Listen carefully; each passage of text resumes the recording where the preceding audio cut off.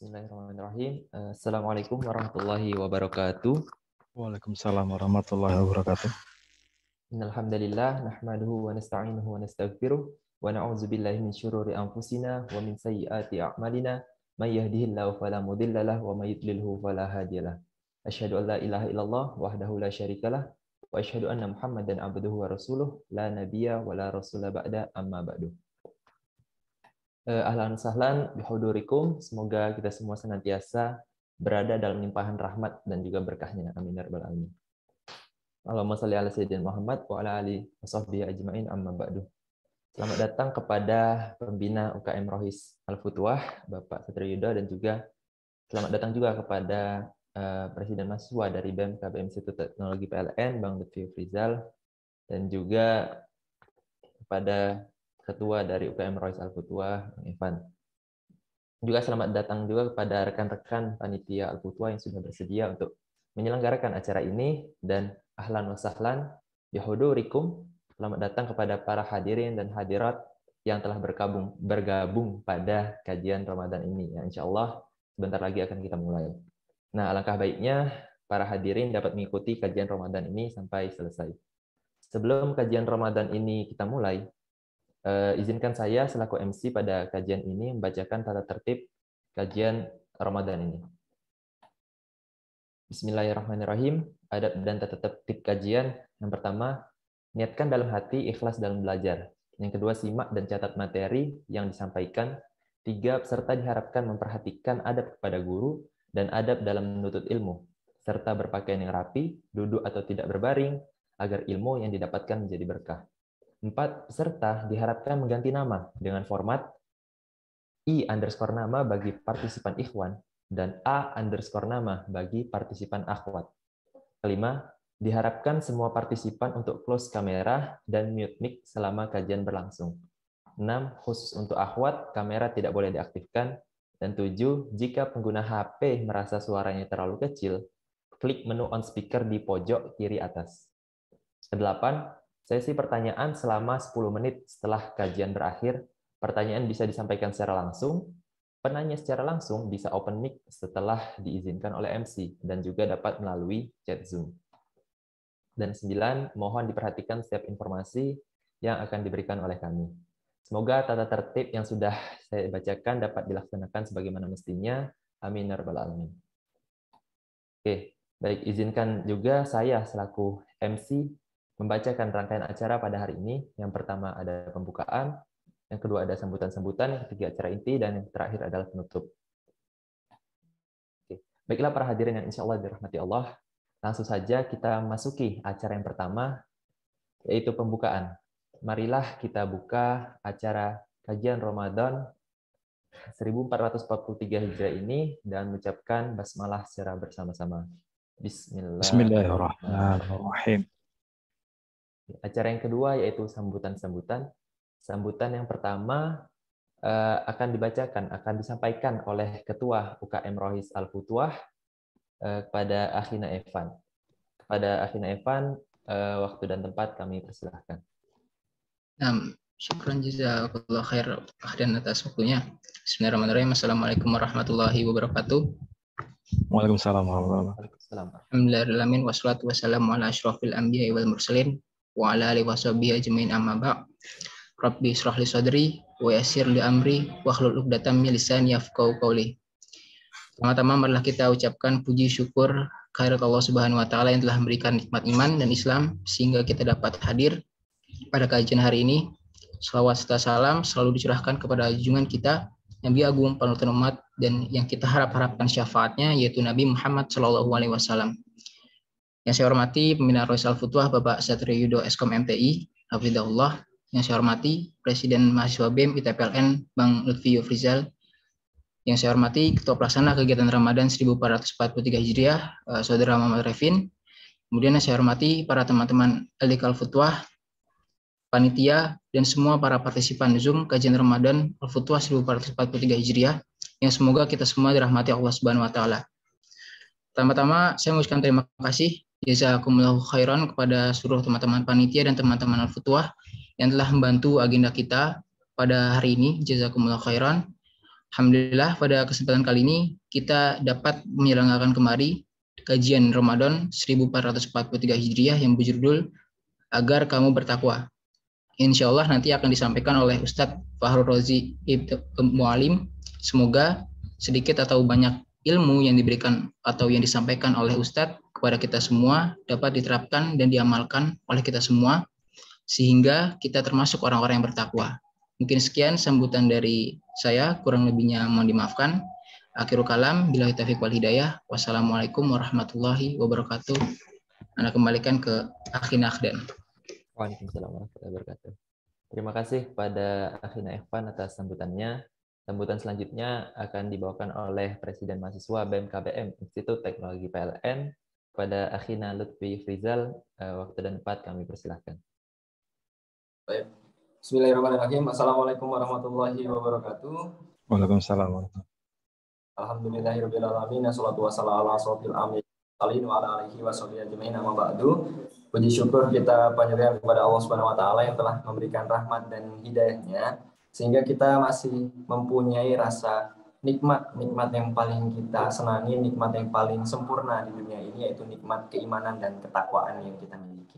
Alhamdulillahirabbil alamin. Selanjutnya, salawat serta salam kita aturkan kepada junjungan kita Nabi besar Muhammad Sallallahu Alaihi Wasallam. Kita nantikan syafaatnya di hari akhir nanti. Amin ya rabbal alamin. Yang terhormat, pembina dari UKM Al-Futuwah yang saya hormati ada Evan selaku ketua UKM Al-Futuwah dan teman-teman jajaran yang sudah hadir dan sudah menyelenggarakan acara ini dengan sebaik-baik mungkin. Dan para peserta yang akan mengikuti kajian mengenai bertakwa, agar kita semuanya bertakwa. Karena takwa adalah nikmat yang paling sempurna menurut saya. Karena ketika kita bertakwa, kita mengerti bagaimana alur dari jalannya Islam ini. Bagaimana kita bisa menikmati dunia ini ataupun nantinya mempersiapkan untuk akhirat nanti. Dan di momen Ramadan ini saya sampaikan bahwa kita harus meningkatkan lagi keimanan dan ketakwaan. Karena apa? Karena di Ramadan ini adalah momentum bagaimana kita mencari segudang pahala yang sebelum-belumnya ataupun di bulan-bulan lainnya itu berbeda dengan bulan yang suci ini, bulan Ramadan ini. Dan memasuki 10 hari terakhir di bulan Ramadan, insya Allah kita selalu beribadah, selalu kita berbuat baik, kita melipat gandakan lagi tingkat ibadah kita kepada Allah Subhanahu wa taala. Karena memang tugas manusia lahir di bumi ini hanya satu, bukan yang lain-lain, hanya untuk ibadah kepada Allah Subhanahu wa taala. Maka dari itu, pergunakan waktu ini dengan sebaik mungkin. Kita tidak tahu bagaimana Ramadan ke depannya seperti apa, ataupun belum dari diri saya sendiri apabila Ramadan tahun depan saya tidak ada dan lain-lain, itu kan kita tidak tahu. Tapi doa kita adalah kita selalu bisa dipertemukan oleh Ramadan selanjutnya menjadi baik di antara yang lebih baik, menjadi lebih baik di antara yang baik. Seperti itu. Jadi untuk acara kali ini bisa dimaksimalkan, mungkin bisa dirutinkan nantinya dari UKM tentang kajian-kajian dan bisa dibuka secara umum lagi lebih umum lagi terkait mahasiswa ataupun mahasiswi di kampus kita, baik ikhwan akhwat yang ingin bergabung dalam kajian ini. Karena ini adalah langkah dan hal yang baik. Langkah dan hal yang baik ini harus kita sampaikan kepada orang-orang. Jangan sampai hanya kita saja yang menikmati keindahan ini, keindahan kajian dan mengerti bagaimana ilmu dari kajian yang akan kita terapkan. Tapi bagaimana kita bisa menebarkan apa hasil kajian yang sudah kita lakukan, apa hasil ilmu yang sudah kita diskusikan kepada halayak umum, kepada masyarakat, kepada mahasiswa-mahasiswi di ITPLN. Dan karena kita sebagai manusia yang terlahir menjadi seorang dai, kita harus menebarkan syiar-syiar agama Islam lebih luas lagi.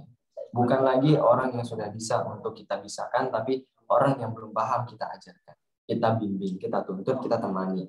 Saya sendiri masih kurang dalam segi agama dan lain-lainnya, masih perlu banyak belajar, masih perlu banyak berbenah diri, maka dari itu masih butuh hal-hal seperti ini, masih butuh kajian-kajian seperti ini, pengajian-pengajian seperti ini. Alhamdulillah dari UKM Al-Futuwah selalu menyediakannya.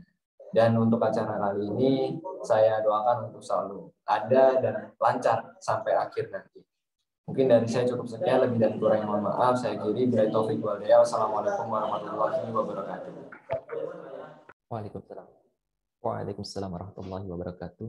Baik, terima kasih kepada Akhina Lutfi atas sambutannya.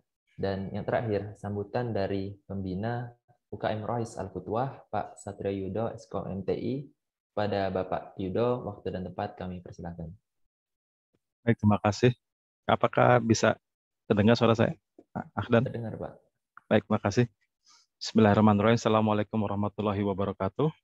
Waalaikumsalam warahmatullahi wabarakatuh. Yang saya hormati Ustadz Fakhrul Razi, Ibnu Mu'alim, dan keluarga besar Al-Futuah, para pengurus, gitu ya. Kemudian seluruh hadirin yang ada di dalam kesempatan kali ini, yang selalu mengharap ridha Allah, insya Allah, gitu ya.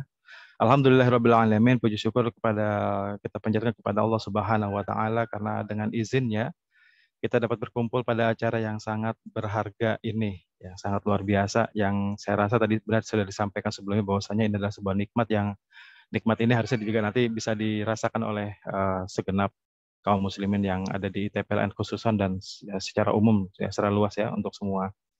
Salat dan salam tidak lagi kita panjatkan kepada Rasulullah, Nabi Muhammad kita, Nabi kita nih ya, yang telah membawa kita dari kegelapan menuju yang terang, dari zaman jahiliyah menuju zaman yang lebih baik, terang benderang. Nah, saya di sini sebagai pembina Al-Futuah berterima kasih atas kehadiran dan kesediaan seluruh ikhwan dan akhwat di sini untuk hadir memeriahkan acara ini. Ini sangat luar biasa gitu ya, sangat luar biasa karena ini merupakan mudah-mudahan menjadi sebuah catatan amal soleh untuk kita semua bahwasanya kita bukanlah orang-orang yang tidak bersyukur atas nikmat Allah. Gitu ya. Jadi saya sebagai panitia sangat berterima kasih kepada teman-teman semua, hadirin semua. Semoga dengan niat kita untuk menimba ilmu dalam kesempatan kali ini bisa menjadi hujah di hadapan Allah bahwasanya kita bukan orang-orang yang lalai. Jadi kita orang-orang yang ingin mencari selamat. Jadi kita ini mencari selamat. Semoga Allah ridho kepada kita dengan kita salah satunya adalah menuntut ilmu. Nah, mungkin demikian saja sambutan yang bisa saya sampaikan untuk pertemuan kali ini. Saya kembalikan lagi waktunya kepada moderator. Assalamualaikum warahmatullahi wabarakatuh. Waalaikumsalam warahmatullahi wabarakatuh. Terima kasih kepada Bapak Satrio Yudo atas sambutannya selaku pembina UKM Rohis Al-Futuah. Semoga sambutan-sambutan tadi dapat menjadi motivasi kita dalam mengikuti kajian hari ini. Baik, masuk ke acara selanjutnya, yaitu acara inti, yakni kajian Ramadan 1443 Hijriah dengan tema Agar Kamu Bertakwa. Alhamdulillah, pemateri pada kajian Ramadan ini sudah hadir, yaitu Ustadz Fakhrul Razi Ibn Mu'alim, Hafizahullah. Sebelum memulai acara, izinkan saya untuk membacakan biodata pemateri. Beliau merupakan seorang da'i yang aktif mengisi pengajian di daerah Tangerang, Jakarta, dan juga Bekasi.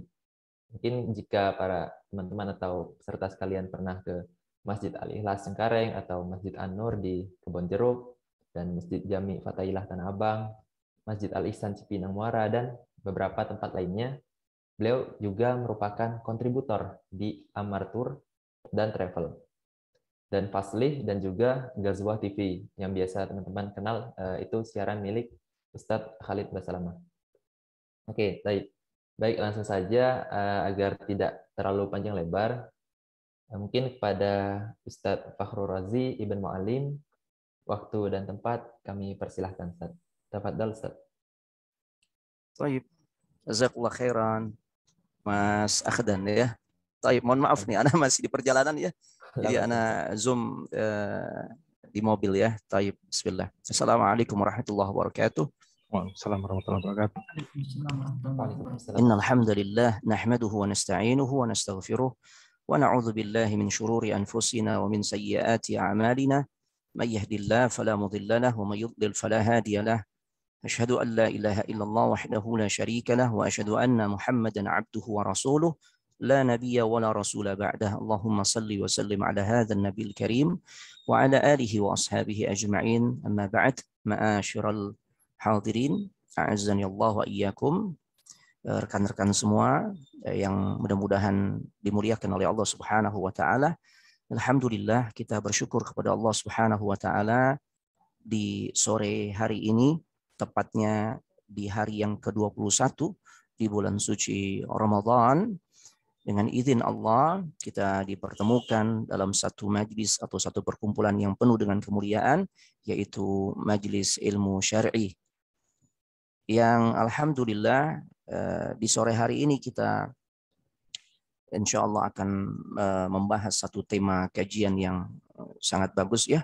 Temanya adalah agar kita nih bisa bertakwa kepada Allah Subhanahu wa taala.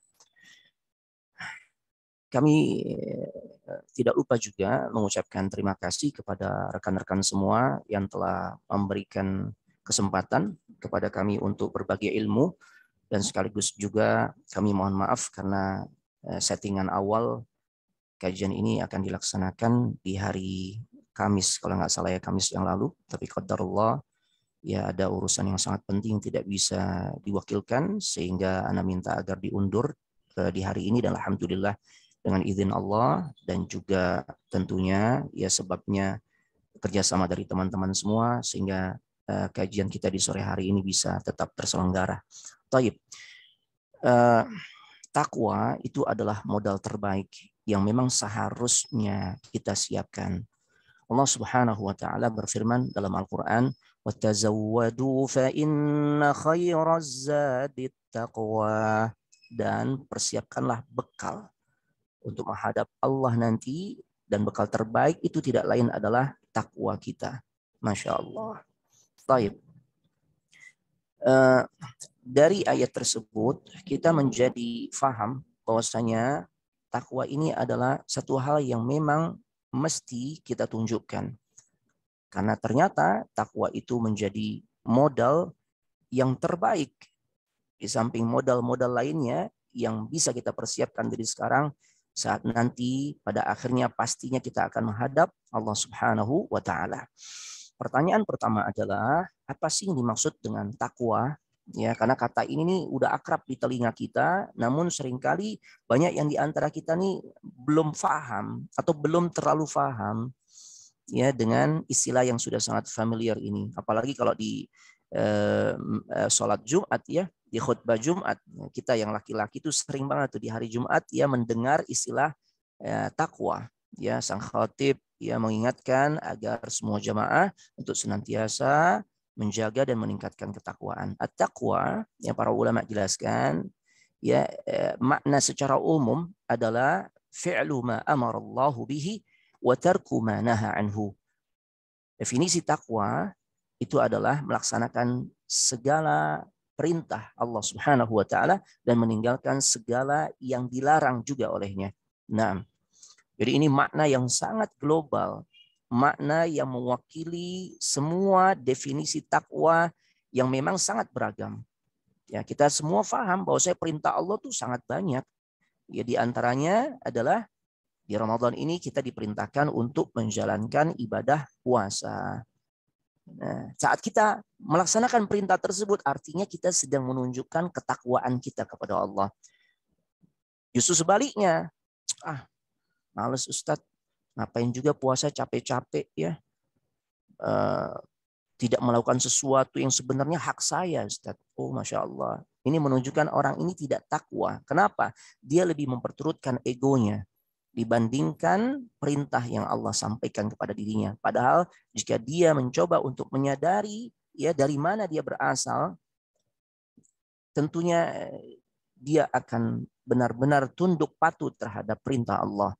Tidak mungkin kita ini bisa berada di alam dunia kecuali semua atas izin Allah. Ya.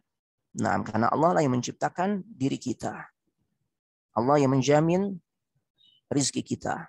Allah yang memberikan kehidupan buat kita. Masya Allah. Jadi sudah seharusnya ya kita nih memang harus menunjukkan ya ketaatan di dalam melaksanakan perintah Allah. Dan perintah Allah secara umum dibagi ya menjadi dua. Ya. Yang pertama itu perintah yang sifatnya wajib. Al-wajibat, di antaranya puasa, sholat 5 waktu, puasa di Ramadan, yang diberikan kemampuan dari sisi finansial ya dan juga kesehatan fisik, Terus bagi wanita ada syarat tambahan, yaitu adanya mahram yang mendampinginya, maka wajib baginya untuk melaksanakan haji. Ya, ini perintah-perintah yang sifatnya wajib. Ya, atau yang diberikan keluasan rizki, dia juga diperintahkan ya untuk membayar zakat, yang dimana hal ini hukumnya wajib. Ada juga perintah yang sifatnya sunnah.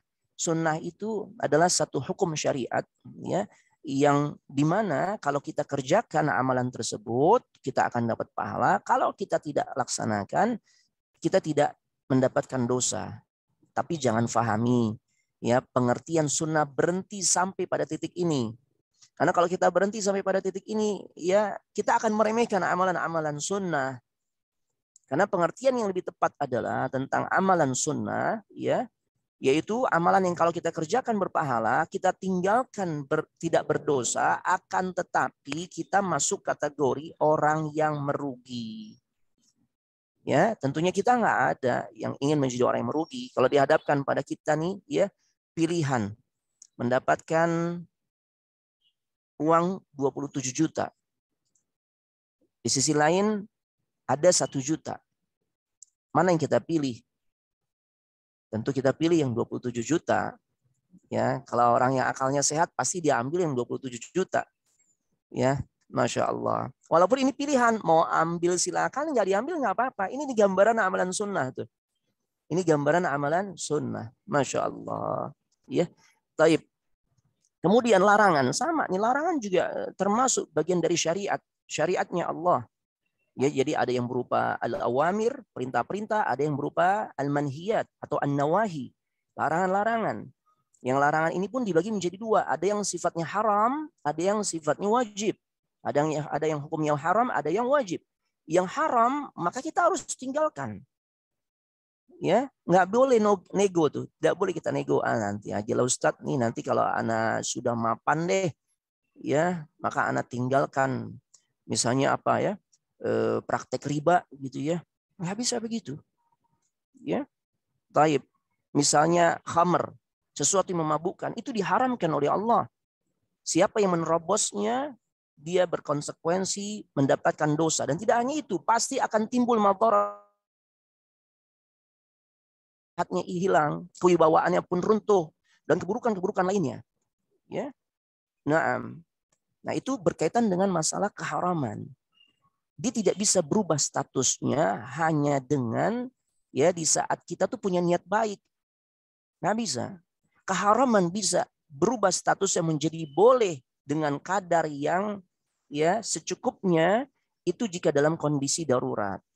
Tapi kalau karena niat baik nggak bisa merubah keharamannya. Contoh, ada orang ya, sebagian orang yang mereka melakukan praktek perzinahan atau prostitusi, ketika ditangkap, apa alasan mereka? Kenapa kok Anda melacurkan diri? Apa alasan dia? Rata-rata alasannya bagus-bagus tuh, cakep-cakep. Ya, mereka bilang, saya melacurkan diri agar saya dapat uang. Yang dengan uang tersebut saya bisa bantu orang tua, saya bisa sekolahkan adik-adik saya bisa renovasi rumah orang tua saya. Itu tuh tujuannya baik. Cuma. Tapi apa kemudian melegalkan keharaman tersebut? Tidak. Tidak. Nah ini konsep beragama nih yang perlu kita pahami. Ya, jadi keharaman tidak akan berubah statusnya menjadi boleh ya ketika didasari dengan niat yang baik, tidak. Keharaman itu bisa dia menjadi diperbolehkan jikalau memang dalam kondisi darurat, seperti saat misalnya diri kita nih sedang berada di satu tempat yang memang Masya Allah ya, biasanya hobi anak-anak muda tuh ya mereka hiking atau melakukan adventure ya, mungkin ke wilayah pegunungan ya, dan kehabisan bekal saat itu. Nggak ada lagi perbekalan yang bisa dimakan. Kecuali ya dia tangkap tuh anak babi yang lewat. Karena semua perbekalan habis. Ya, tidak ada makanan sedikit pun. Cuma ada babi atau anak babi yang lewat, anak celeng nih. Nah, gimana nih? Ya kalau nggak makan mati. Nah, kalau kondisi begitu, babi haram, tapi kondisi darurat menjadi boleh. Ya, tangkap tuh babi, kemudian ya kita panggang, dan makan sekedarnya, sekedar untuk menghilangkan kedaruratannya. Karena tadi ya konsepnya kalau nggak makan mati. Jadi sebatas kita bisa menegakkan tubuh sudah selesai.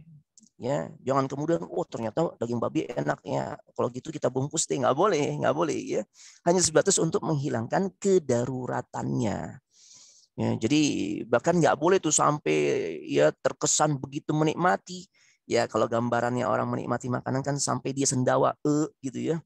Nah itu tuh nggak boleh. Ya dia hanya sebatas untuk menghilangkan kedaruratannya. Ini konsep agama jemaah. Ya. Nah kalau orang nih sudah memahami konsep ini, seseorang sudah memahami konsep ini dan diterapkan, semua bertanggung jawab. Kadang-kala kita suka pilih-pilih jemaah. Ustadz, ini hukumnya wajib atau sunnah. Padahal entah dia wajib atau sunnah, keduanya perintah. Kalau dikatakan oleh Ustadz dengan dalil-dalil, kemudian kesimpulannya ini sunnah, oh aman, berarti anak nggak perlu kerjakan. Ini konsep yang salah. Kalau perintah, sekalipun dia tidak sampai pada level wajib, maka kerjakan. Termasuk nih kita nih di Ramadan bertarawih ya, sholat tarawih. Tarawih secara hukum fikih itu hukumnya sunnah. Kalau antum tanya Ustadz, sholat tarawih itu sebenarnya hukumnya wajib apa sunnah sih Ustadz? Sunnah. Ya. Akan tetapi ya tadi kembali kepada konsep beragama, konsep hukum syariat yang di sini berkaitan dengan sejauh mana, sebesar mana ketakwaan kita kepada Allah, berkaitan dengan perintah Allah. Ada yang wajib, ada yang sunnah. Ya sekalipun dia sunnah, tapi ini bagian dari perintah Allah. Mindsetnya atau konsepnya kalau perintah kerjakan. Nah seperti itu. Jadi apalagi di Ramadan jemaah. Tadi ya rekan-rekan atau sebagian teman-teman juga sudah menyampaikan kan bagaimana nih Ramadan ini begitu berharga.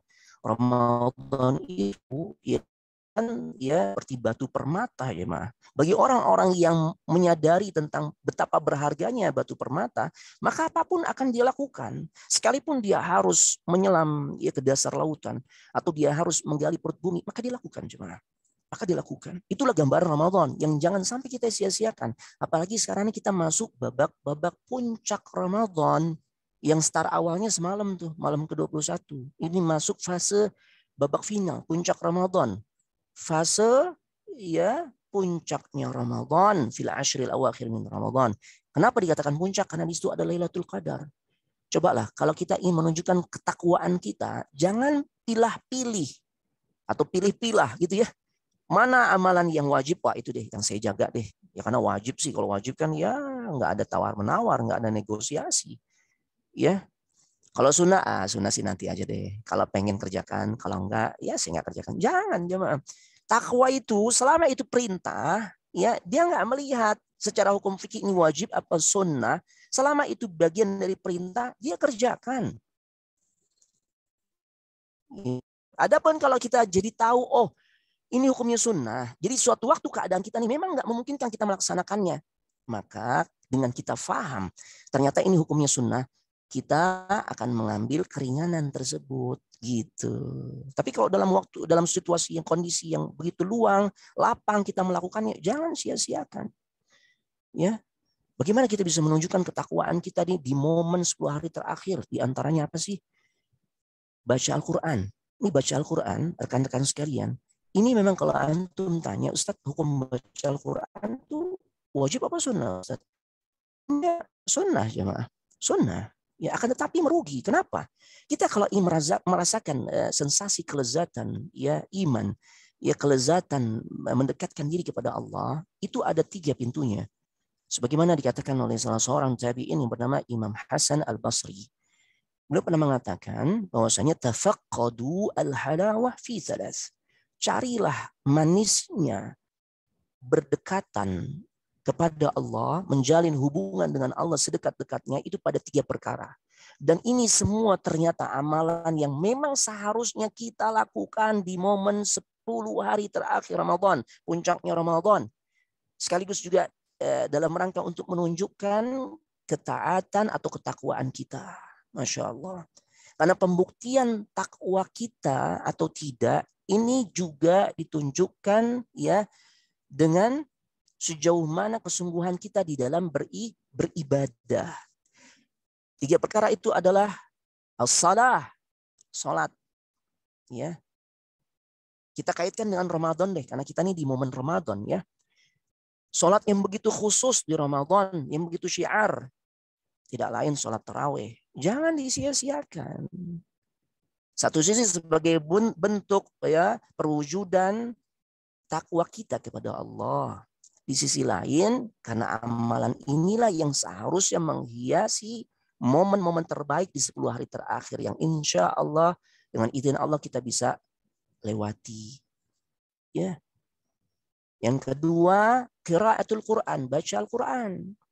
Yang ketiga, ad-du'a. Anak akan elaborasi 3 amalan ini sebagai bentuk ya takwaan kepada Allah. Jadi takwanya seorang diantaranya diwujudkan dengan baiknya ibadahnya orang tersebut kepada Allah. Karena semua ragam variasi ibadah yang Allah perintahkan untuk kita kerjakan, tidak lain ujung-ujungnya adalah agar kita semua ini bertakwa. Agar kita semua bertakwa. Contohnya adalah ya ketika kita diperintahkan puasa. Ayatnya masyhur. Sering kita dengar, bahkan kita hafalnya. Ana yakin nih antum semua menghafalnya. Ya ayyuhalladzina amanu kutiba alaikumus siyamu kama kutiba alal ladzina min qablikum la'allakum tattaqun. Wahai orang-orang yang beriman, diwajibkan atas kalian untuk berpuasa sebagaimana diwajibkan atas orang-orang sebelum kalian. Apa targetnya? Closing pada ayat tersebut, la'allakum tattaqun, agar kalian semua tuh jadi hamba Allah yang takwa. Tuh, jadi ibadah target akhirnya adalah ya takwa kita kepada Allah terbentuk, terwujud, dibuktikan atau terbukti lewat ibadah yang kita kerjakan. Di antaranya puasa. Bahkan semua ibadah, bukan cuma puasa, semua. Sholat kita, zakat kita, haji kita, umrah kita, bakti kita sama orang tua, baiknya kita dengan rekan-rekan ya sesama pelajar atau mahasiswa, baiknya hubungan kita kepada guru-guru kita. Ini kan jabarannya tentang ibadah nih. Ya, Allah perintahkan kita untuk ibadah, target akhirnya tidak hanya puasa jemaah, semua ibadah itu adalah takwa. Al-Baqarah 21. Ya ayyuhan nasu u'budu rabbakumul ladzi khalaqakum wal ladzina min qablikum la'allakum tattaqun.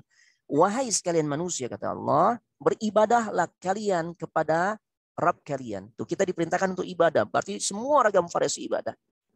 Ya. Di mana Allah juga wajibkan beribadah ini tidak hanya kepada kita umat Nabi Muhammad, tapi kepada umat-umat terdahulu. Targetnya apa? Tujuannya apa? Agar kita semua ini bertakwa kepada Allah. Oh, Masya Allah. Kita kerucutkan pembahasan pada 3 amalan tadi yang seharusnya menghiasi hari-hari terbaik di momen 10 hari terakhir Ramadan. Pertama, sholat. Ini sholat, ya kita nggak bicara sholat wajib. Sholat wajib itu udah jelas deh. Sesuatu yang memang Allah wajibkan. Yang termasuk juga perintah yang seharusnya kita nggak lewatkan, sekalipun dia nggak wajib, yaitu taraweh di Ramadan. Ini dahsyat jemaah. Ya, ini dahsyat, amalan yang dahsyat. Yang Nabi SAW mengatakan, Man qama Ramadhana imanan wa ihtisaban ghufira lahu ma taqaddama min dzambi. Barang siapa yang mengerjakan salat malam di bulan suci Ramadan dengan penuh iman dan juga ihtisab, ini 2 syarat nih. Maka Allah akan jadikan salat malamnya tersebut sebagai sarana penggugur dosa. Siapa yang tidak membutuhkan pengampunan dari Allah? Tentu kita semua butuh, kita banyak dosa jemaah. Kita ini pendosa jemaah. Ya, rekan-rekan sekalian, kalau Anda katakan kita pendosa, Ana dan antum semua jangan baper ya. Karena yang mengatakan ini bukan saya. Ana cuma menyampaikan apa yang Nabi sampaikan. Ketika Nabi bersabda, kullu bani Adam khata' wa khairul khata'ina at-tawwabun. Semua anak cucu Nabi Adam, kita nih semua, Ana, antum semua, kita semua itu pendosa. Terjemahan pendosa ini enggak lebay, enggak berlebihan. Ya. Atau kayaknya kok menohok banget sih Ustaz? Iya benar. Karena kalau Nabi ya gunakan redaksi yang lain mungkin nggak tepat kita terjemahkan pendosa. Misalnya Nabi gunakan kata khati atau khatiun. Itu orang yang berbuat salah juga. Sama dengan khata. Cuma bedanya apa? Kalau khati kesalahannya bisa dihitung. Tapi kalau khata ini bentuk sighat mubalaghah. Dalam kaidah bahasa Arab ini bentuk yang menggambarkan orang melakukan sesuatu terus menerus. Ya. Sampai sulit untuk dihitung banyaknya atau jumlahnya. Oh, Masya Allah. Makanya ya terjemahan yang lebih tepat, pendosa. Kita ini semua para pendosa. Tapi Nabi berikan atau sampaikan berita gembira, sebaik-baik para pendosa adalah yang mau bertobat kepada Allah Subhanahu wa taala. Masya Allah. Yang mau meraih ampunan Allah. Dan untuk bisa meraih ampunan Allah, di antaranya pintunya adalah kerjakan tarawih itu. Ya. Apalagi di momen 10 hari terakhir, ini lebih dahsyat lagi. Man qama lailatul qadri imanan wa ihtisaban ghufira lahu ma taqaddama min dzambi. Barang siapa yang melaksanakan ibadah salat malam di antaranya tarawih di malam Lailatul Qadar, maka itu akan menjadi penggugur dosa-dosanya di masa lalu. Terlebih nilai amalannya tersebut akan diganjar oleh Allah seperti dia mengerjakan selama 1000 bulan. Bukan seperti, bahkan lebih baik, karena Allah gunakan redaksi khairum min alfi syahr. Kalau seperti, Allah gunakan redaksi ka alfi syahr, seperti 1000 bulan. Tapi ternyata enggak, Allah enggak gunakan ka, tapi gunakan khairun. Khairum min alfi syahr. Lebih baik, lebih dahsyat nilainya dibandingkan 1000 bulan. Padahal durasi tarawih kita berapa lama sih jemaah? Rekan-rekan?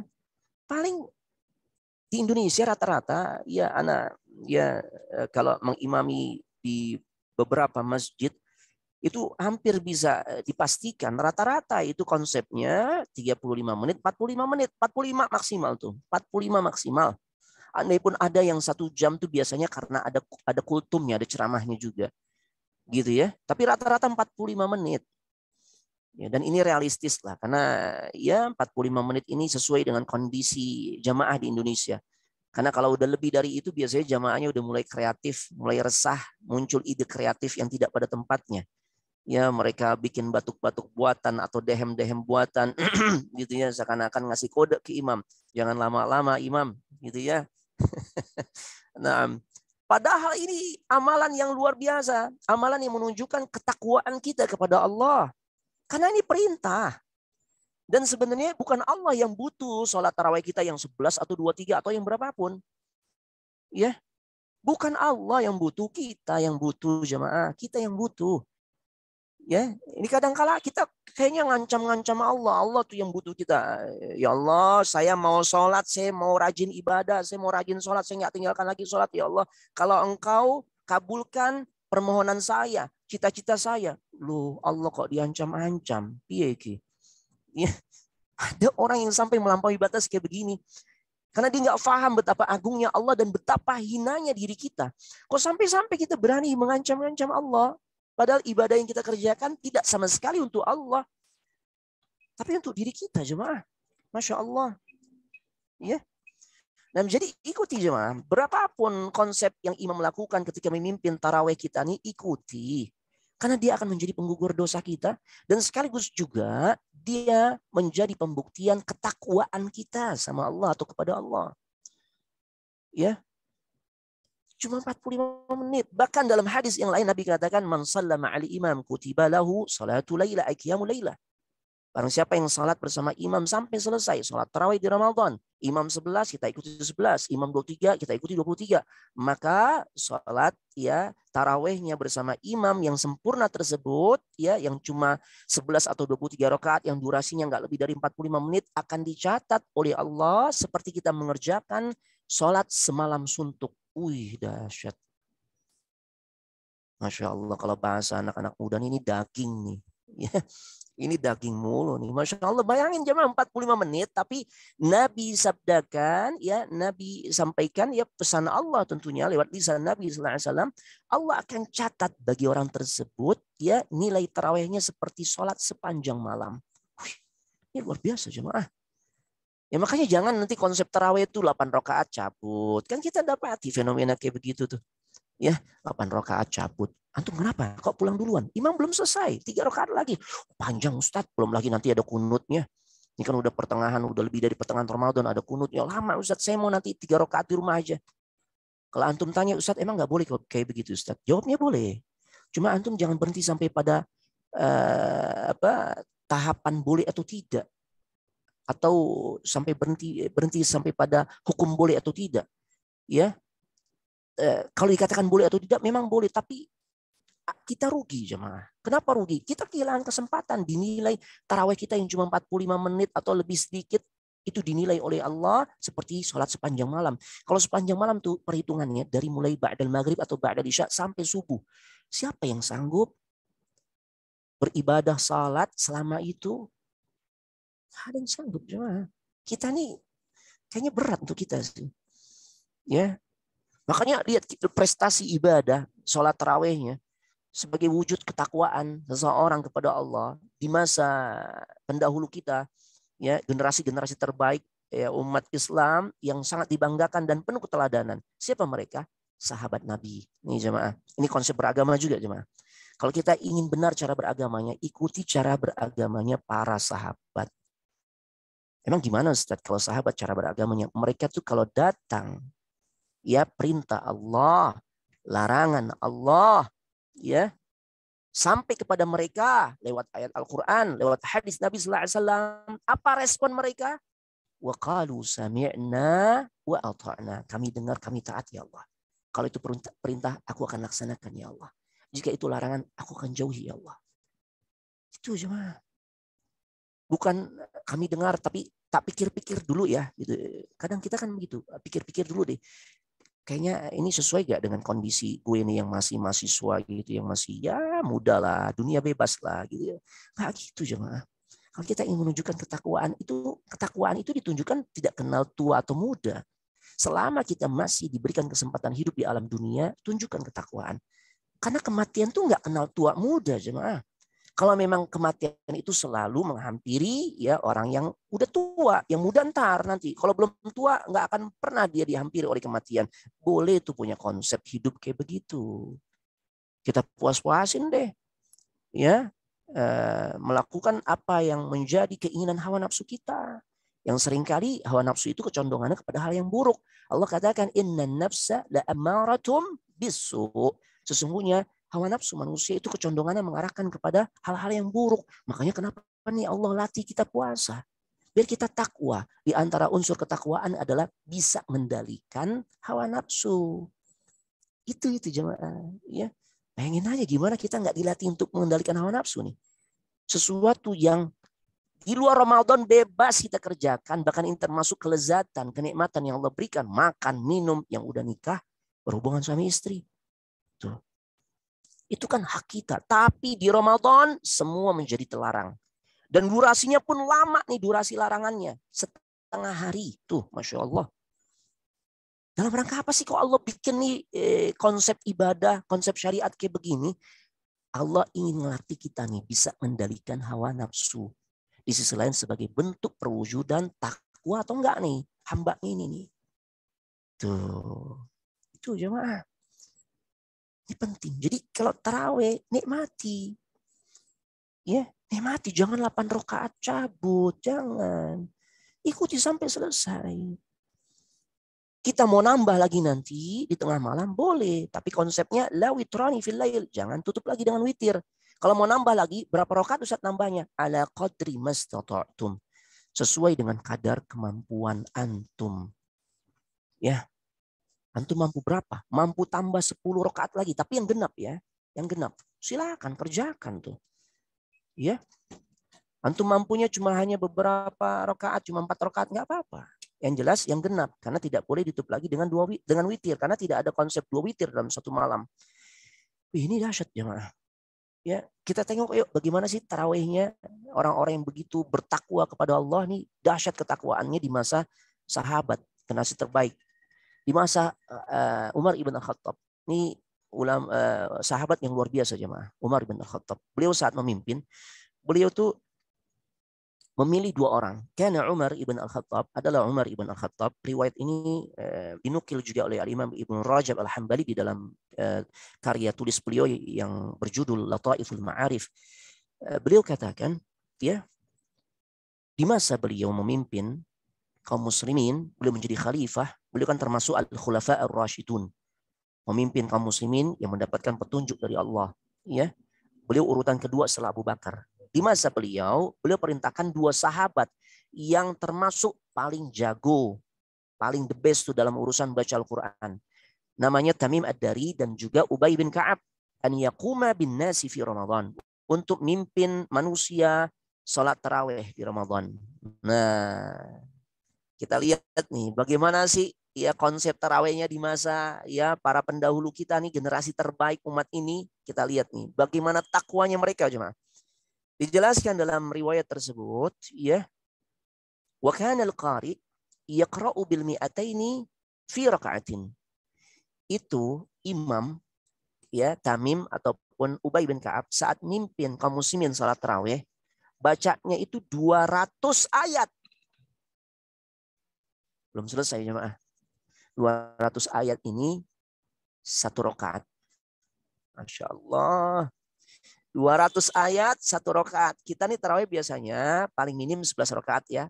Kaliin aja deh. 200 kali 11. 2.200 ayat itu udah ngambil 1/3 Al-Quran. 10 juz tuh. Ya Allah. Kok bisa gitu sih Ustaz? Iya, takwa mereka tuh dahsyat. Mereka nggak ingin nyanyiakan momen istimewa ya, yang dimana begitu dahsyatnya keutamaan sholat malam di Ramadan, dan itu cuma ada di Ramadan. Dari 12 bulan yang ada, cuma ada di Ramadan. Tuh. Memang sholat malam tuh ada sepanjang masa ya, sepanjang tahun ada, 12 bulan ada, tapi di Ramadan spesial. Gitu. Dahsyat, kok bisa begitu Ustaz? Mereka begitu semangatnya ya sampai tarawihnya selama itu. Ya karena mereka tahu keutamaannya. Mereka sadar benar ini. Ya, amalan ini adalah wujud ketakwaan mereka yang ingin mereka buktikan di hadapan Allah. Ya, itu jemaah. Itu selesainya kapan, Tat? Kita biasanya nanya gitu ya. Dijelasin dalam riwayat itu. Selesainya indal fajar, mendekati waktu fajar jemaah, mendekati waktu subuh. Anak kalau ngebayangin ya Allah, ini luar biasa. Biasanya jamaah suka nanya lagi tuh, ngubar dengan pertanyaan berikutnya, Ustadz, emang nggak sahur mereka Ustadz?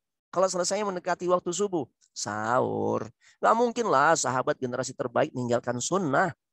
Sahur itu pembeda antara puasanya kaum muslimin dengan umat-umat lain. Dalam syariat umat lain tuh ada syariat puasa. Ada. Tapi yang ngebedakan umat lain tuh nggak ada konsep sahur. Padahal Nabi katakan fa inna fis sahuri barakah. Dalam makan sahur itu ada berkah. Sahabat nggak mungkin ninggalin sesuatu yang berkah. Cuma kenapa kok terbersit di pikiran kita nih, kapan sahurnya Ustaz? Karena memang konsep sahur kita beda sama sahabat. Konsep sahur kita nih konsep, ya kalau bahasa anak nih kayak sholat tuh jamak takdim. Paham ya? Kita kalau lagi ya kepepet waktu mungkin karena safar atau urusan penting lainnya, sehingga nggak bisa sholat tepat pada waktunya, atau pada waktunya kita bisa gabungkan 2 sholat dalam 1 waktu. Yang belakangan kalau jamak takdim, yang belakangan digiring di waktu yang lebih awal. Asar dikerjakan di waktu zuhur. Itu sahur kita begitu tuh modelnya. Makanya ketika dapat info sholat tarawih mereka selesai menjelang subuh, waduh, mereka mengatakan, wah cukup, gimana? Nggak sahur mereka? Sahur. Terbayang nggak cukup, ya karena itu. Konsep makan sahur kita jamak takdim. Jam 7, biasa sarapan udah nggak boleh. Waktu makan siang nggak boleh, masih waktu larangan. Akhirnya udah dirapel aja deh. Rapel semua di sahur. Sebanyak-banyaknya tuh makan sahur. Ya, jelas nggak cukup kalau waktunya mepet dengan subuh. Tapi kalau sahabat kan sekedarnya, ya sekedarnya untuk menegakkan tubuh sehingga mereka fresh lagi untuk beribadah kepada Allah. Kita kan enggak. Kekenyangan, ujung-ujungnya apa? Yang dibanyakin apa? Tidur kalau udah kenyang. Kan gitu ya, itu udah teman akrab itu 2 sejoli. Perut kenyang, tidur enak. Makanya jangan terlalu kenyang. Ustadz emang nggak boleh kenyang apa Ustadz? Kan biasa pertanyaannya gitu ya. Ustadz emang dalam Islam kita nggak boleh kenyang, Tat? Boleh. Banyak riwayat kok yang menjelaskan. Ya, diantaranya tentang makan kenyang ya.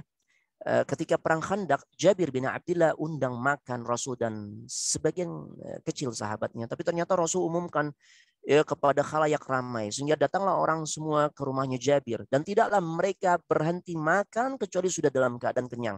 Kita paham, berarti dalam Islam makan kenyang boleh. Cuma tinggal kita paham makan kenyang itu dalam Islam ada konsepnya. Ada rumusannya, ya. Ada tata caranya. Bagaimana Ustadz? Sepertiga itu porsinya di lambung kita tuh untuk makanan. Sepertiga lagi ya lambung kita nih untuk minuman. Sepertiga terakhir untuk nafas. Itu kenyang tuh, kenyang versi sesuai zona.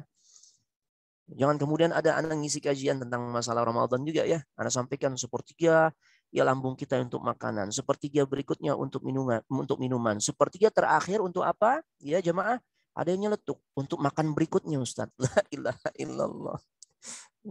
Bukan untuk nafas jemaah ya. Nah itu mereka sahur jemaah.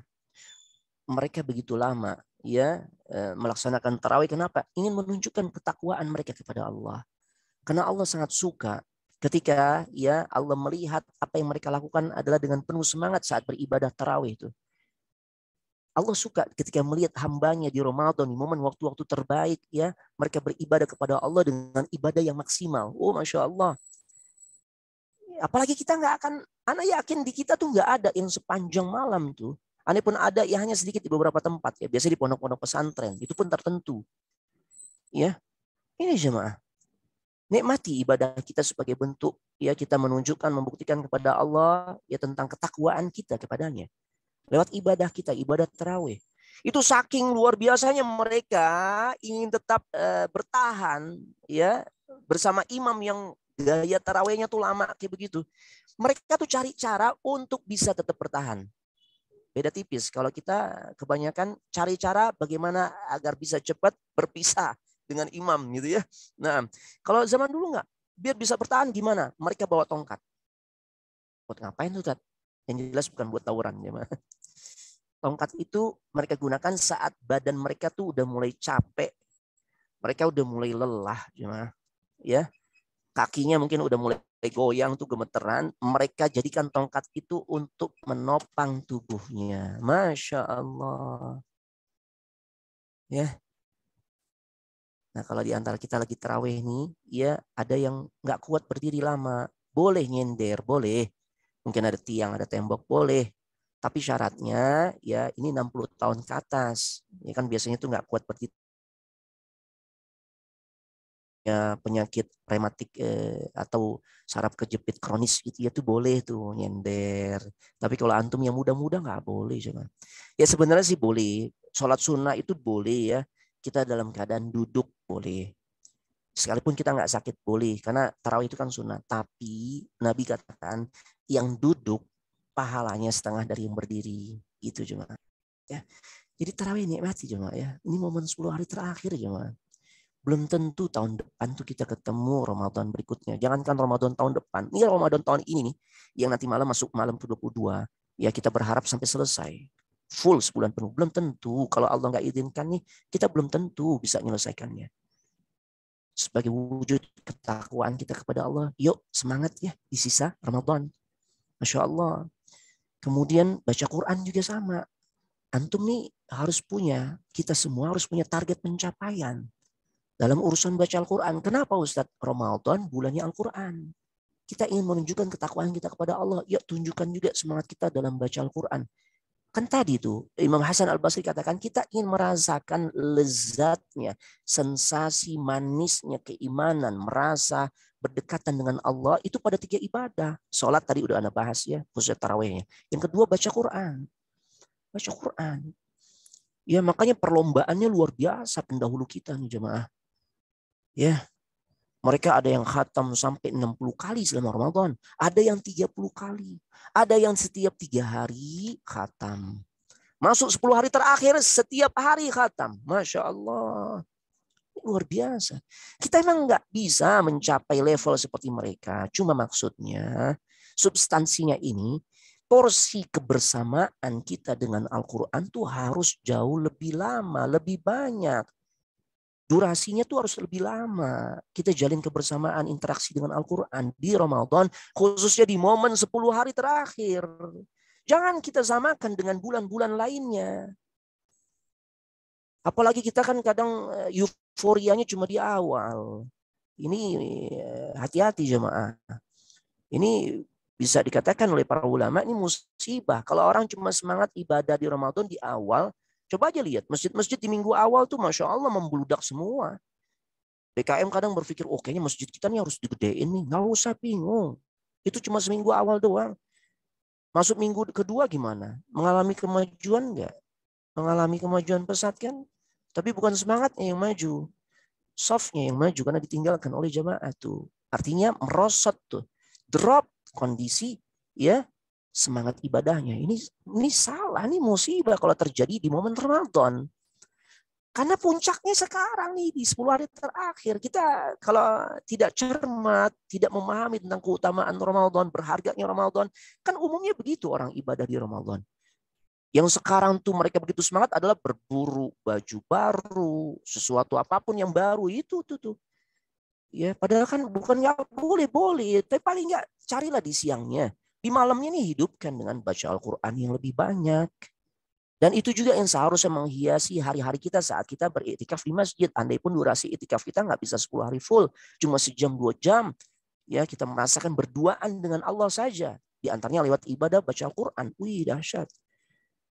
Di antara kita mungkin beralasan, Ustadz, karena sibuk tat. Ya, anak kan mahasiswa.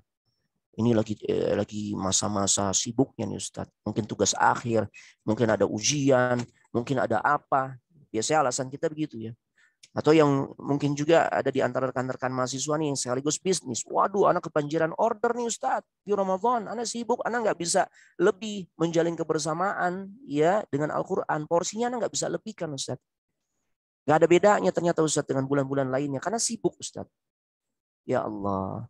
Alasan yang lain, mungkin ada di antara kita di sini adalah pimpinan di kampus, ya, pimpinan di perusahaan, pimpinan di sebuah lembaga, atau bahkan pimpinan di sebuah lembaga pemerintahan, atau presiden sekalipun, ya. Kemudian beralasan kita, aduh, tanggung jawab kepemimpinan anak. Yuk kita tengok apakah alasan ini ya bisa diterima di hadapan Allah di saat kita menengok atau melihat ada sosok-sosok yang begitu banyak, yang luar biasa, sekalipun diri mereka itu sangat sibuk dan super sibuk, jauh lebih sibuk dibandingkan kita. Tadi yang punya alasan, anak mahasiswa Ustadz. Ya, anak lagi sibuk dengan tugas-tugas akhir. Anak juga berdagang Ustadz. Dagang anak juga ini lagi sukses-suksesnya nih di Ramadan. Yuk kita lihat. Sosok Utsman bin Affan pengusaha kelas dunia. Kita kan pengusaha ya baru pemula lah. Andai pun kita sukses ya lingkupnya paling lingkup lokal. Lingkup satu negara. Utsman ibn Affan ini pengusaha konglomerat sukses kelas dunia. Jalur dagangnya aja. Kalau Syam dia jelajahi itu udah 4 negara sekarang. Yordan, Lebanon, Suria, Palestina. Yaman, jalur utara itu jalur perdagangannya juga.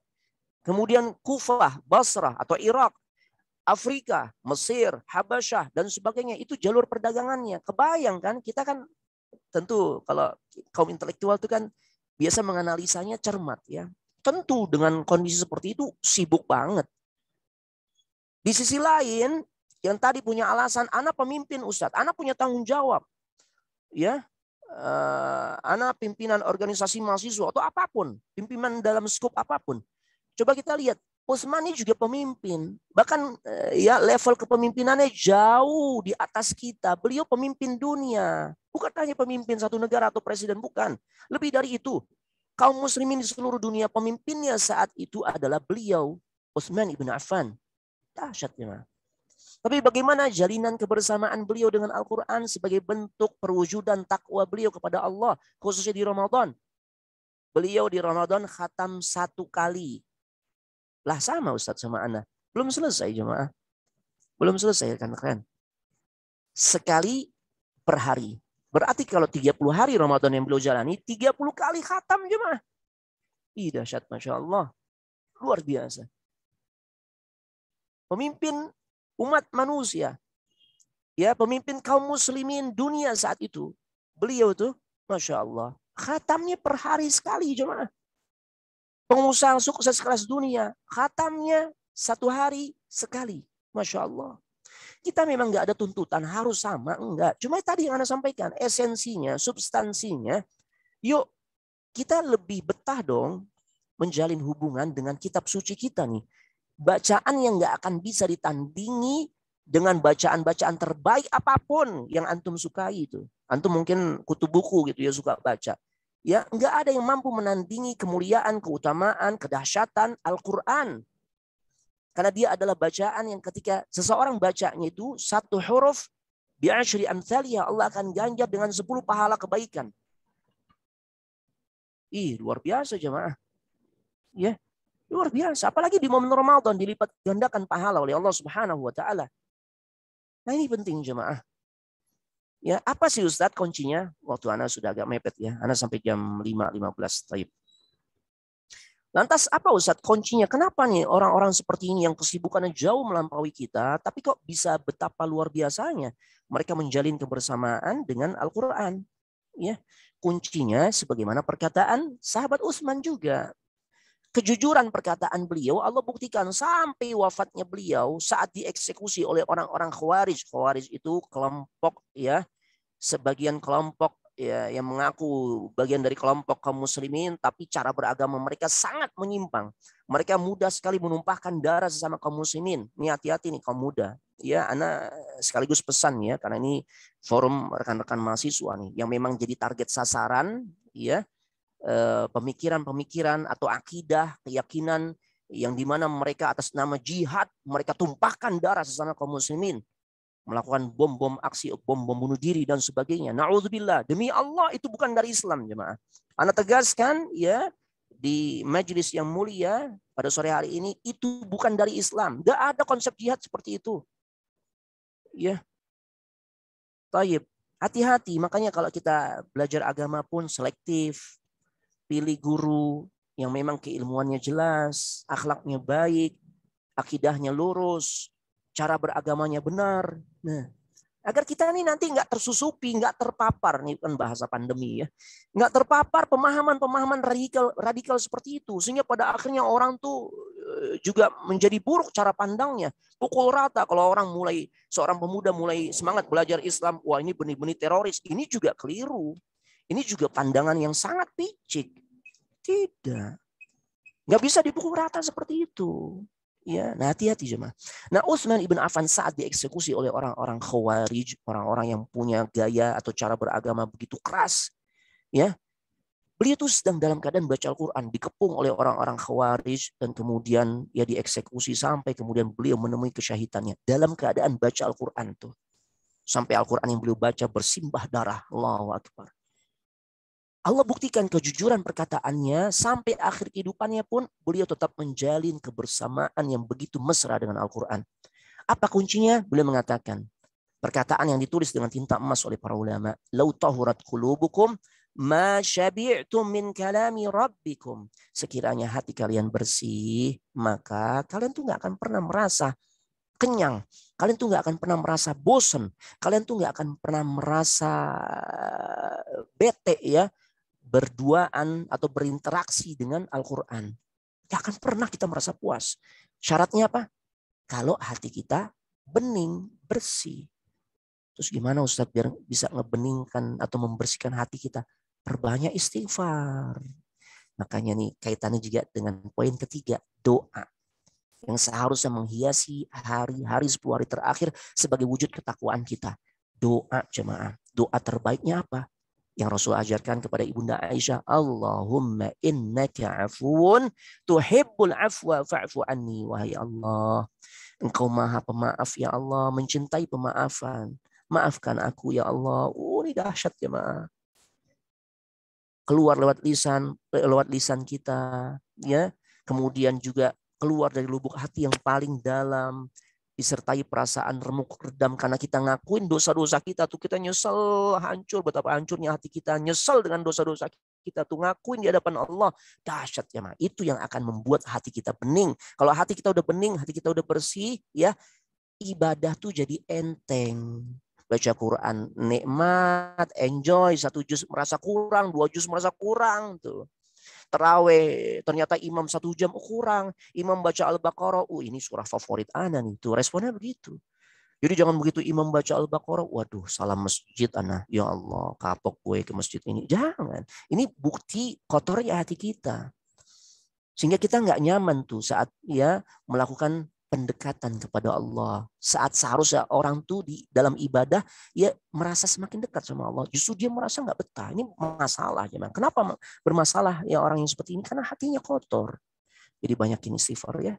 Di antaranya istighfar terbaik di momen 10 hari terakhir tadi itu. Allahumma innaka afuun tuhibbul afwa fa'fu anni. Masya Allah. Dahsyat jemaah. Sambil kita tuh bisa meneteskan air mata. Dahsyat jemaah. Ini nggak lebay jemaah. Nggak lebay. Ini halawah. Ini manisnya iman. Gimana kita nggak meneteskan air mata? Kita ingat ya Allah 3 tahun saya nggak sholat ya Allah. Padahal orang yang sholat aja masih mendapatkan ancaman fawailul lil musallin. Maka kecelakaanlah orang-orang yang sholat. Siapa mereka? Alladzina hum an salatihim sahun. Orang-orang yang ketika melaksanakan sholat tapi sahun, lalai. Lalai karena mengulur-ngulur waktu sampai waktunya habis. Lalai karena dia kerjakan sholat, ya tidak mengikuti tuntunan Nabi SAW. Saat Nabi mengerjakannya seperti apa, kita justru menyelisihinya. Makanya muncul tuh di negara kita yang kita cintai, muncul lagi rekor-rekor dunia.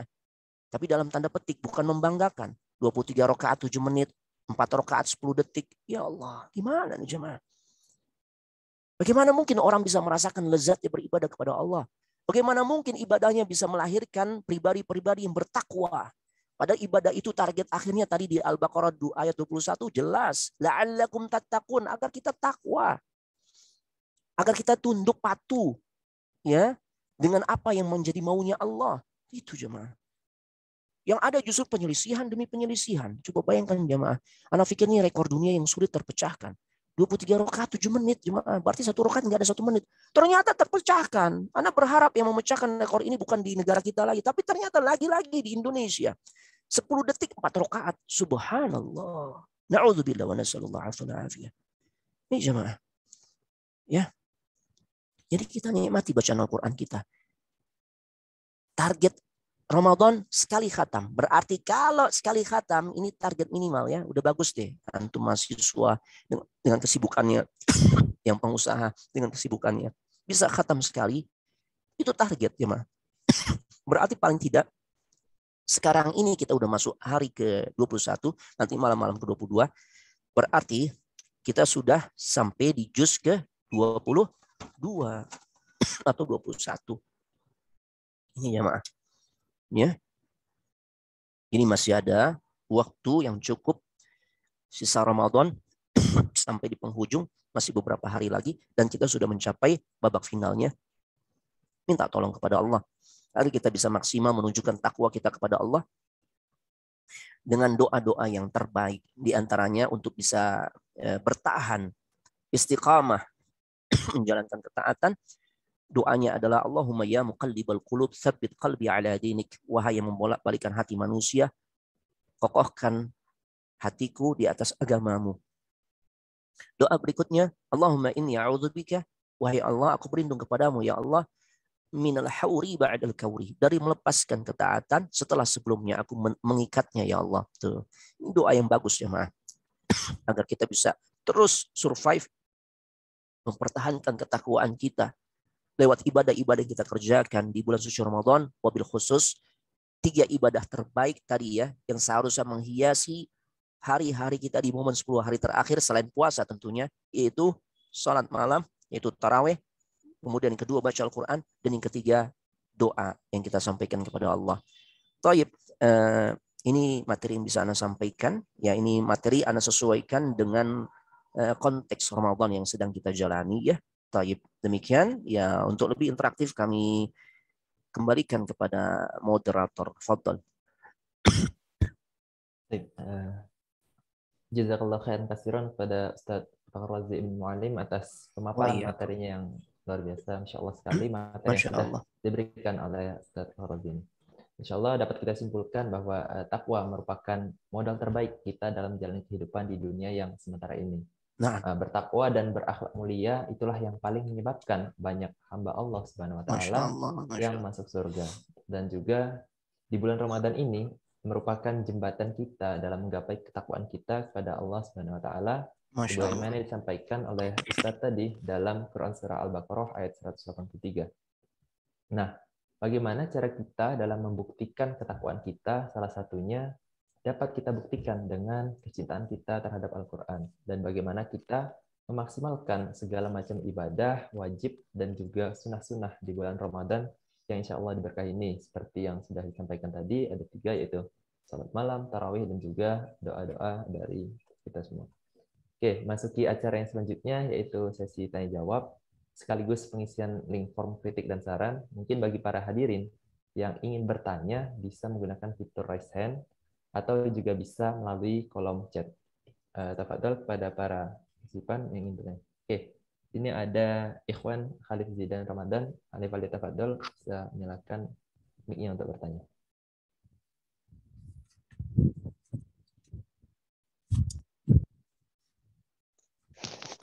Assalamualaikum warahmatullahi wabarakatuh, Ustaz. Assalamualaikum warahmatullahi wabarakatuh. Marhaban, Masya Allah. Akhi Khalif ya, Zidan. Masya Allah. Fadhal. Mau tanya, Ustaz. Nah. Kan kalau di 10 akhir Ramadan itu kita dianjurkan baca doa Allahumma innaka afuwun tuhibbul afwa fa'fu anni, Ustaz. Aywa. Kita harus mengangkat tangan atau nggak perlu, Ustaz? Barakallahu fiikum. Ahsanallahu ilaikum. Pertanyaan yang bagus ya. Untuk doa-doa yang sifatnya umum seperti ini, maka dibebaskan. Antum mau angkat tangan, silakan. Mau tidak angkat tangan juga boleh. Ya, nah jadi ada doa-doa yang memang kita tuh ketika melaksanakannya mesti mengangkat tangan, diantaranya di momen-momen hari Arafah, ya di saat antum wukuf melaksanakan haji itu memang sunnahnya itu mengangkat tangan, bahkan angkat tangannya yang tinggi gitu ya. Nah, seperti itu. Tapi tidak setiap doa ternyata ya dilakukan dengan cara mengangkat tangan. Di antaranya ada juga doa yang saat kita diperintahkan memperbanyak doa saat posisi sujud kan nggak mungkin ngangkat tangan gitu ya, atau sebelum salam. Nah, tapi secara umum hukum asal berdoa adabnya adalah raf'ul yadain, mengangkat tangan. Apalagi jika doa-doa ini sifatnya umum dan memang permohonan yang di situ mengandung satu ungkapan keinginan yang begitu besar agar Allah kabulkan. Maka menjadi afdal jika kita mengangkat tangan. Ya, kalau yang tidak diperkenankan atau sebaiknya para ulama katakan tidak perlu angkat tangan, seperti doa-doa yang mau masuk kamar mandi, ya gitu, atau maaf bagi yang sudah berkeluarga, ya mau berhubungan suami istri kan ada doanya juga, itu nggak perlu angkat tangan, apalagi sampai takbir gitu ya, nggak perlu. Nah, tapi kalau doa yang seperti antum tanyakan, Allahumma innaka afuwun tuhibbul afwa fa'fu anni, sebagian ulama katakan afdol antum angkat tangan. Ya, jadi posisi angkat tangan seperti ini. Karena ada orang cara angkat tangannya pun kurang pas ya. Para ulama banyak meluruskan. Di antaranya dia taruh kedua tangannya di paha. Ini menunjukkan orang adabnya kurang gimana. Ya kita pun manusia melihatnya ini orang serius gak sih doa gitu ya.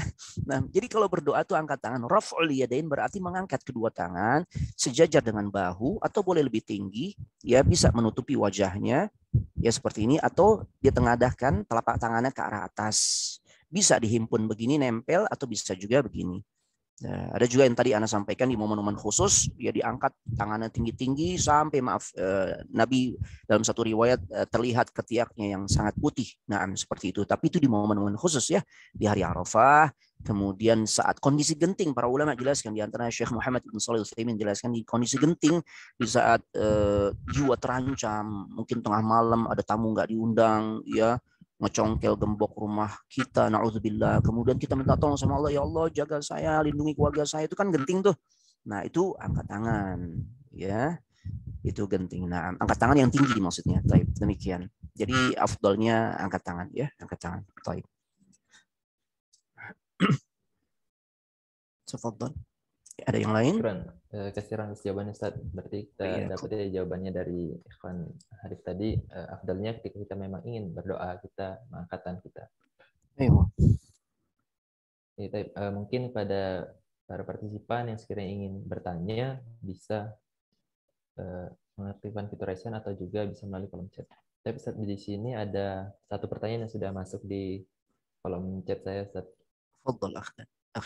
Ana bacakan, Ustaz. Assalamualaikum Ustaz, saya titip pertanyaan, bagaimana caranya jika kita ingin bertakwa tapi lingkungan kita itu kurang mendukung, dan dari diri sendiri juga itu sering suka goyah atau sering mengalami futur gitu, Ustaz. Nah, apa Masya yang sebaiknya Allah. kita lakukan gitu, Ustaz? Terima kasih. Masya Allah, Masya Allah, tabarakallah, ahsanallah ilaikum. Ini pertanyaan bagus ya. Pertanyaan yang menggambarkan semangat seseorang untuk menjadi hamba Allah yang bertakwa. Nah, kalau kondisi lingkungan, bi'ahnya nggak ngedukung, padahal lingkungan itu sangat mensupport seseorang untuk bisa bertakwa. Ini gimana, Ustaz?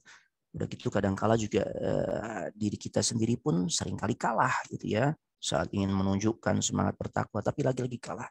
Maka dalam hal ini ya, para ulama jelaskan beberapa perkara yang bisa mengantarkan kita nih mencapai derajat takwa. Di antaranya adalah dia mesti memperbanyak zikir kepada Allah dan baca Al-Quran. Ya, memperbanyak zikir, doa, dan baca Al-Quran. Dia memang mengalami kondisi hubungannya dengan manusia yang dia harapkan bisa mendukung untuk menjadi bertakwa, dia nggak dapatkan. Tapi saat dia menjalin hubungan baik kepada Allah lewat zikir dan doanya setelah bacaan Al-Qurannya, maka ini insya Allah akan menjadi sebab Allah akan mudahkan dia untuk menjadi hamba Allah yang bertakwa.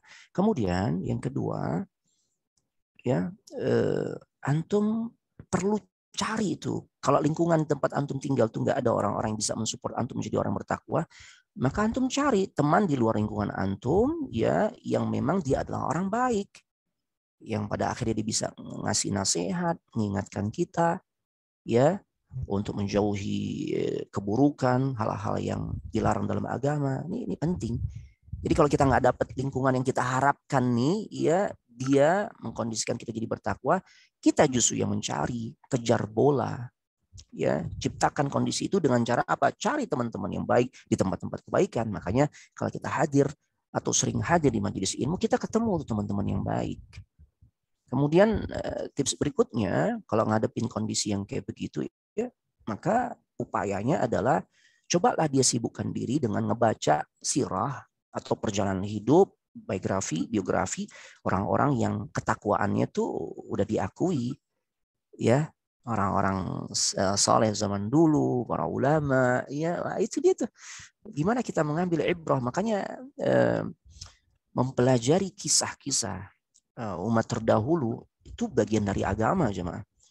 Sampai-sampai ya Allah pun menamakan satu surah di dalam Al-Quran itu Al-Qasas. Kisah-kisah, cerita-cerita, Masya Allah. Dan memang sesuai dengan psikologi manusia. Manusia itu suka dengan cerita. Makanya coba aja deh, kalau kita ingat bagaimana sayangnya ibu kita ya, Masya Allah. Beliau kalau ngantarkan kita tuh bisa tidur diceritain dulu deh, diceritain. Tapi memang konsepnya harus berubah ya. Jangan lagi-lagi kancil mencuri ketimun, jangan. Ya ceritanya harus sudah berubah itu ya. Cerita sosok-sosok hebat di kalangan ya para sahabat, apalagi di kalangan para nabi, wabil khusus nabi kita Muhammad SAW. Itu tuh yang insya Allah bisa menjadi booster ya. Ini bahasa pandemi banget ya. Bisa menjadi booster buat kita semua, sekalipun lingkungan kita tuh nggak baik, tapi insya Allah ya dengan tips-tips tadi tuh mudah-mudahan bisa mendukung kita menjadi orang yang bertakwa. Itu diantaranya Allah alam besar. Fadhol. Jazakallah khairan, syukran Wah, atas jawaban Ustaz. Ayo. Jadi terkait tadi pertanyaannya dari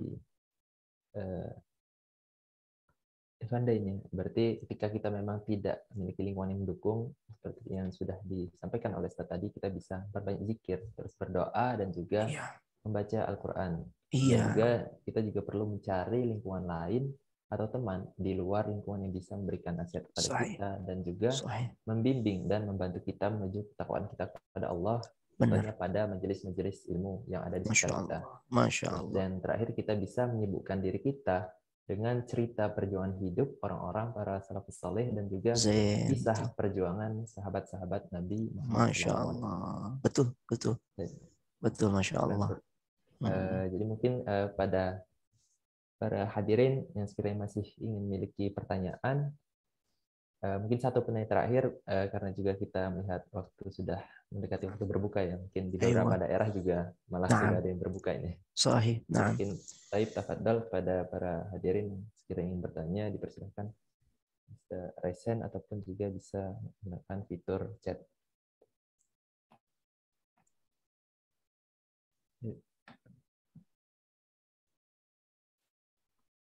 Apakah masih ada?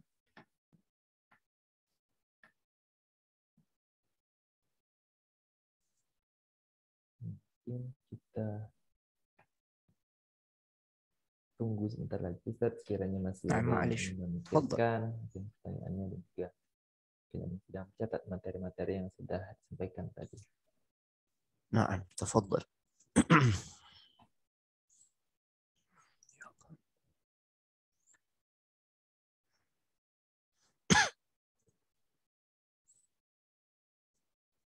Mungkin tambahan dari Anda kali ya, sambil menunggu teman-teman yang mau bertanya. Nah, tips berikutnya agar kita bisa bertakwa kepada Allah Subhanahu wa taala, hendaknya para ulama katakan di antara Syekh Shalih Al-Munajjid, ya, yang bagi lil aqil an yasta'idda li liqa'illahi ta'ala fi kulli lahzah. Hendaklah orang yang berakal, ya, ini pas banget konteksnya dengan antum-antum semua nih, para mahasiswa yang dari sisi intelektual nggak diragukan, ya. Orang-orang yang memiliki intelektual yang baik, yang bagus, seharusnya mereka tuh selalu mempersiapkan diri untuk bertemu dengan satu hari di mana kita pasti akan berjumpa atau bertemu dengan Allah Subhanahu wa taala. Tidak lain itu adalah kematian. Kematian ini menjadi satu nasihat yang dahsyat, jemaah, yang menjadikan seseorang tuh akan bisa berani dia untuk merubah, ya, pola kehidupan yang tadinya mungkin berkubang dosa dan maksiat, kemudian dia hijrah, ditinggalkan itu semua, dan dia menjadi hamba Allah yang bertakwa. Itu diantaranya banyak karena mereka tuh ingat mati. Nih jemaah, banyak orang yang berleha-leha masih muda, karena kalau orang merasa masih terus muda, ya, dia tuh nggak ingat mati, ya. Tapi kalau dia menyadari yang tadi Anda sampaikan, kematian itu tidak kenal tua atau muda, terserah Allah. Ya, bahkan yang masih bayi pun tidak akan lepas dari yang namanya jeratan kematian. Makanya orang-orang yang ingat kematian itu akan menjadi energi yang begitu besar, menjadikan dirinya tuh mau merubah diri menjadi hamba Allah yang bertakwa. Ya, taib. Ya, ini jemaah di antara pesan yang ingin Anda sampaikan, ya, karena kematian pasti menemui kita. Terakhir sebagai penutup, Al-Imam Hasan Al-Basri, salah seorang tabi'in, pernah ditanya oleh seseorang yang saat itu dia ngelihat ada orang yang sedang diusung jenazahnya, digotong untuk dikuburkan. Ya, kemudian ditanya Imam Hasan Al-Basri oleh orang tersebut, "Wahai Imam, itu jenazah siapa, wahai Imam?" Ya.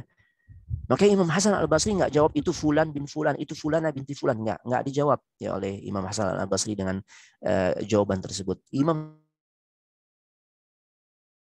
ya, bahwasanya itu adalah innahu ana wa anta. Sesungguhnya dia adalah diriku dan dirimu. Masya Allah. Dan kemudian belum mengatakan, ya bena Adam, wahai anak cucu Nabi Adam, innaka anta ayyam. Sesungguhnya dirimu adalah kumpulan hari demi hari. Sesungguhnya diri kita ini adalah kumpulan hari demi hari. Iza zahaba yaumuka, zahaba ba'duka. Jika berlalu sebagian hari yang kau jalani, ya, kita lewati hari demi hari dari kehidupan kita ini udah lewat, berarti semakin hilanglah sebagian dari diri kita, yang artinya, maknanya, kematian itu akan semakin dekat dengan diri kita. Kalau kita ingat yang seperti ini, insya Allah akan menjadi energi terbesar, kita akan bisa bertakwa kepada Allah Subhanahu wa taala. Ini bisa Anda sampaikan. Jika tidak ada pertanyaan lagi, ya mungkin bisa ditutup, ya. Bagaimana Mas Akhdan tadi, ya? Baik. Kalau tidak ada, maka kita cukupkan sampai di sini.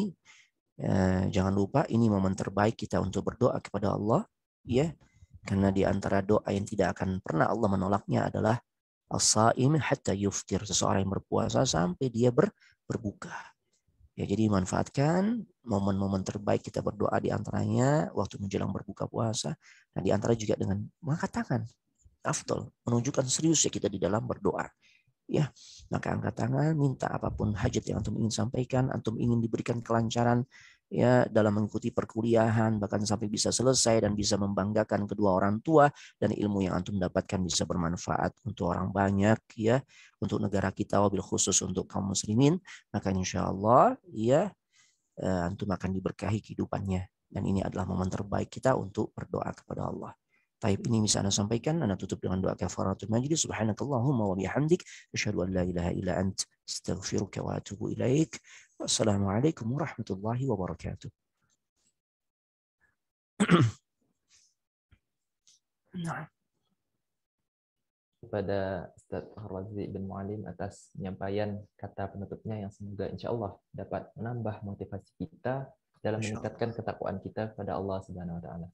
Amin ya Rabb. Karena sudah tidak ada penanya lagi, baiklah tak terasa kita sudah sampai di penghujung acara dan juga sudah akan masuk waktu berbuka ini mungkin di beberapa daerah. Mungkin kita bisa mempersiapkan diri kita dan juga keluarga kita dalam mempersiapkan berbuka puasa bersama. Masya Allah.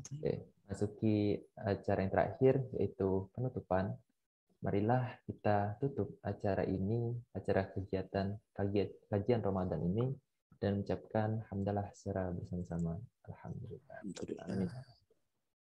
Kami segenap panitia UKM Rohis Adika Al-Futuah mengucapkan terima kasih pada para hadirin yang sudah menyempatkan waktunya hadir dan juga bergabung pada kajian Ramadan sore hari ini. Semoga dengan mengikuti kegiatan ini dapat menambahkan ilmu dan juga banyak manfaat kepada para hadirin sekalian.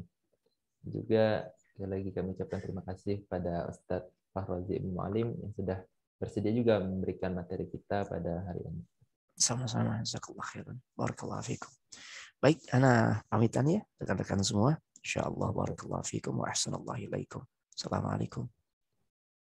Waalaikumsalam warahmatullahi wabarakatuh. Sebenarnya kami segenap UKM Al-Futuah ITPLN mengucapkan jazakumullah khairan kasiran atas partisipasi semua peserta. Semoga ilmunya bermanfaat dan Allah mudahkan kita dalam mengamalkan ilmunya dalam kehidupan sehari-hari.